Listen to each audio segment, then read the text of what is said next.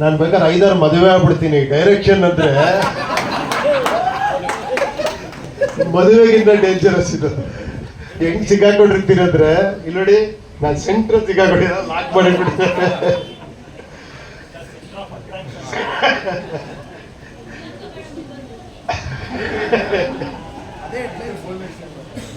ಅವ್ರು ಬಿಟ್ಟೇ ಬಿಟ್ಟಿದಾರನ್ನ ಡೈರೆಕ್ಷನ್ ಅಂದ್ರೆ ಮನೆಗೆ ಬರ್ಬೇಡ ಹೋಗಂತ.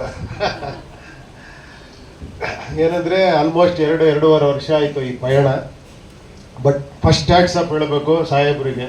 ನಾನು ಹೇಳಿದೆ, ನೀವು ಮೇಯ್ನ್ ಚಿಪ್ ಇದ್ದಂಗೆ ಸ್ವಾಮಿ. ಅದು ಯಾವುದದು ಕಂಡೆನ್ಸರ್ ಚಿಪ್ಪು, ಏನದು ಮೈಕ್ರೋ ಚಿಪ್ಪು.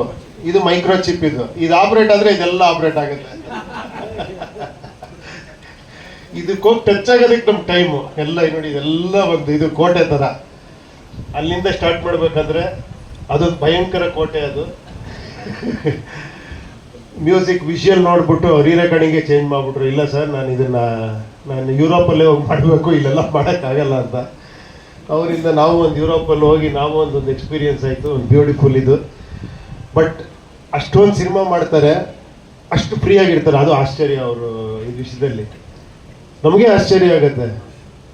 ಒಂದು ಸಿನಿಮಾ ಮಾಡೋರು ಸಿಕ್ಕಾಬಿಟ್ಟೆ ಬಿಸಿ ಅಂತ, ನೀವು 10 ಸಿನಿಮಾ ಮಾಡಿ ಫುಲ್ ಫ್ರೀ ಇರ್ತೀರಾ. ಅದೇ ಆಶ್ಚರ್ಯ. ಎಲ್ಲರಿಗೂ ಅಷ್ಟೇ ಫ್ರೀಯಾಗಿ ಸಿಗ್ತೀರಾ, ಅಷ್ಟೇ ಡಿಸ್ಕಸ್ ಮಾಡ್ತೀರಾ. That is Ajaneesh. Shiva bless. ಆಮೇಲೆ ವೇಲು ಅವ್ರು ಬಿಡಿ, ಸದ್ಯ ತುಂಬ ಸಂತೋಷ ಆಯ್ತು. ನೀವು ಇವತ್ತು ಮತ್ತೆ APS ಕಾಲೇಜು ನಾವಿಬ್ರು ಒಟ್ಟಿಗೆ ಓದಿದ್ದು ಅಂತ ನೀವು ಬಿಳಿ ಕೂದಲು ಇಟ್ಕೊಂಡು ಹೇಳಿ, ಏನೇ ನಾನು ಯಾವುದೋ ಮುದುಕರ ಜೊತೆ ಎಲ್ಲ ಆ್ಯಕ್ಟ್ ಮಾಡ್ತೀನಿ ಅಂದ್ಕೊಂಡು. ಕಾಲೇಜ್ ಮೆಟ್ಟ ಹೇಳೋದು ನೀವು. ಓ ಕರೆಕ್ಟ್. ನನಗೆ 10 ವರ್ಷ ಓದಿದ್ದ ಕಾಲೇಜಲ್ಲಿ ಮುಂಚೆ. Okay okay okay okay. ಆಮೇಲೆ ಇದೊಂದು ಒಂಥರ ಎನರ್ಜಿ ಇದ್ದಂಗೆ, ಬಂಡ್ಲಿದ್ದಂಗೆ.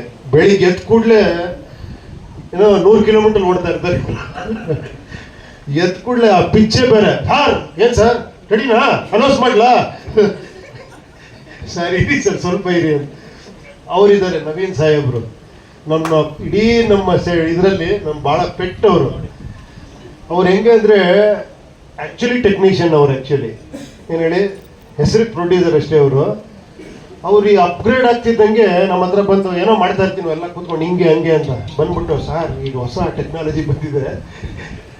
ಹೌದಾ, ಏನದು ಅಂದರೆ ಮತ್ತೆ ತೋರಿಸ್ತಾರೆ ಓಪನ್ ಫಾದರ್ಗೆ. ಅದಕ್ಕೆ ನಾನು ಅವ್ರ ಮುಂದೆ ಹೇಳ್ತಾ ಇರೋದು ಅದನ್ನೇ. ಫಸ್ಟ್ ಯಾವುದೋ ಒಂದು ಟೆಕ್ನಾಲಜಿ, ಇವಾಗ ಅನ್ರಿಯಲ್ ಸರ್, ಎಲ್ಲ 4K ನೀವು ನೋಡ್ಬಿಡ್ಬೋದು ಅಂತ. ಮತ್ತೆ 4K ಕೂತ್ರೆ ಅದೊಂದು ದೊಡ್ಡ ವಿಶ್ವ.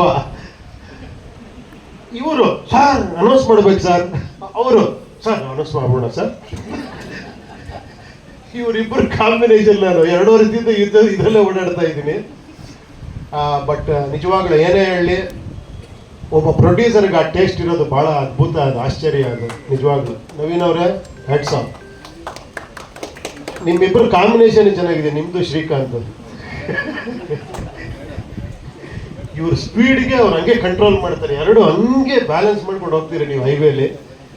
ನನಗೆ ಡ್ರೈವಿಂಗ್ ಸೀಟ್ ಬೇರೆ ಕೊಟ್ಬಿಟ್ಟಿದ್ದೀರಾ ಈ ವೆಹಿಕಲ್ಗೆ.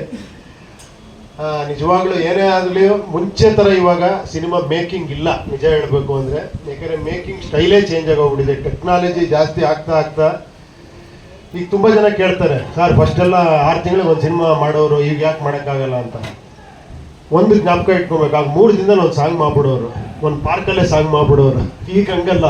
ಈಗ 10 ದಿನ ಸಾಂಗ್ ಮಾಡಬೇಕು, ಅದಕ್ಕೆ ಸೆಟ್ ಹಾಕಬೇಕು, ಅದಕ್ಕೆ ಲೈಟಿಂಗ್ ಬೇರೆ ಥರ ಮಾಡಬೇಕು, ಟೇಕಿಂಗ್ಸ್ ಬೇರೆ ಥರ ಮಾಡಬೇಕು. ಯಾಕಂದ್ರೆ ಎಲ್ಲ ಆ ಥರ ಏನೋ ಮೇಕಿಂಗ್ ಸ್ಟೈಲೇ ಬೇರೆ ಆಗಿದೆ ಇವಾಗ.